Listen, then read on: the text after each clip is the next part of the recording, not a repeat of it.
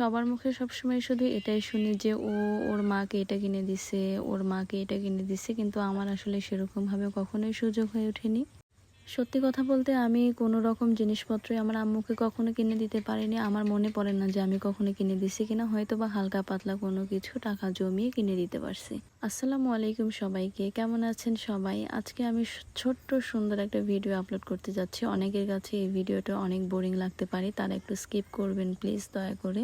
যাই হোক, সেদিন আম্মুকে নিয়ে আমি একটু বাজারের দিকে গেছিলাম। যে জিনিসপত্রগুলো আম্মুর কিনা লাগতো, খুব যে বেশি ইম্পর্ট্যান্ট এরকম না, কিন্তু আমার আম্মুর শখ করছে। আর মেয়ে মানুষরা যখন সংসার করে তখন মনে হয় তাদের এটাই প্রথম পছন্দের জিনিস থাকে।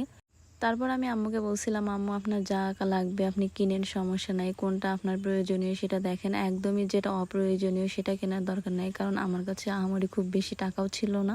তারপর আম্মুর এই ২-৪টা জিনিসই অনেক ভালো লাগছে, তো বলছে কি এই ২-৪টা জিনিস আমার দরকার। আমি যখন অন্য পাতিল বা কড়াই অনেক কালি পড়ে গেছে মাটির চুলাতে রান্না করার জন্য, তো আম্মু বলছে এবার গ্যাসের চুলাতে রান্না করতে যাব, তখন আর কালিওয়ালা জিনিসে রান্না করতে মন চাইবে না। আর আমিও আম্মুর ২-১টা শখ পূরণ করার জন্য এই কাজটা করছি। আমার কাছে সবসময় অনেক বেশি টাকা থাকে এরকম না, হয়তো বা জমানো কিছু টুকটাক টাকা পয়সা থাকে, ওটা দিয়ে আম্মুকে কিনে দেওয়ার ট্রাই করছি। আমার আম্মু খুবই সহজ সরল, মুখ ফুটে আপনাকে কখনোই বলবে না আমার এটা লাগবে আমার ওটা লাগবে। আব্বুকেও কখনো বলে না যে আমাকে এটা কিনে দাও ওটা কিনে দাও, আমি কখনোই ওরকমভাবে দেখিনি আসলে। আমাদের মিডল ক্লাস ফ্যামিলিতে যে আমরা খুব বেশি বিলাসিতা করে মানুষ হয়েছি এরকম কোনো বিষয় না। আমরা সবসময় মিডল ক্লাস ফ্যামিলি যেভাবে লাইফটা লিড করে ওরকমই ছিলাম। আমার আম্মুর কোনো শখের হয়তো বা আমি এখন পর্যন্ত 10%ও পূরণ করতে পারিনি, হয়তো বা পারবো না কখনো। আমি খুব ট্রাই করবো আমার আম্মুর ছোট ছোট শখগুলো পূরণ করার জন্য। আমার আম্মুর শখগুলো এতটা হালকা, আপনি দেখলে অবাক হয়ে যাবেন যে একটা দোকানে যাওয়ার পর আম্মুর যে জিনিসগুলো বাসায় আছে ওই জিনিসগুলোই আমার পছন্দ।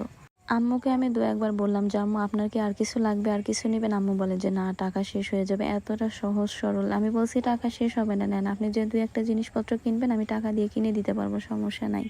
তারপরেও আমার আম্মু নেয় না। এরকম মানুষটা আমি কোথাও দেখিনি। হয়তো বা মায়েরা এরকমই হয় যে তাদের দিতে চাইলেও তারা আসলে আমাদের কথা ভাবে যে না, প্রেশার পড়ে যাবে, নিতে যাবে না। ছোট থেকে অনেকের কাছে অনেক রকম গল্প শুনে আসতেছি, এর মেয়ে ওকে ওইটা দেয়, ওর ছেলে ওকে ওইটা দেয়। এমনিতেই আমার মা বাবার কোনো ছেলে নেই জন্য এত কথা শুনছি জীবনে যে মেয়ে দিয়ে কিচ্ছু হয় না, বাবা মা মারা গেলেও মেয়েরা কবর করতে পারবে না, এরকম অনেক সাংঘাতিক কথা শুনে আসছি। তো ছোট্ট একটা মানুষ, আমি আসলে ওরকম বড় কিছু হতে পারিনি। জানি না বাবা মার জন্য কখনো কিছু করতে পারবো কিনা, তবে আমি আল্লাহর কাছে এটাই চাই, আল্লাহ আমার বাবা মার শখগুলো যেন আমি পূরণ করতে পারি, এটা হইলেই হয়েছে।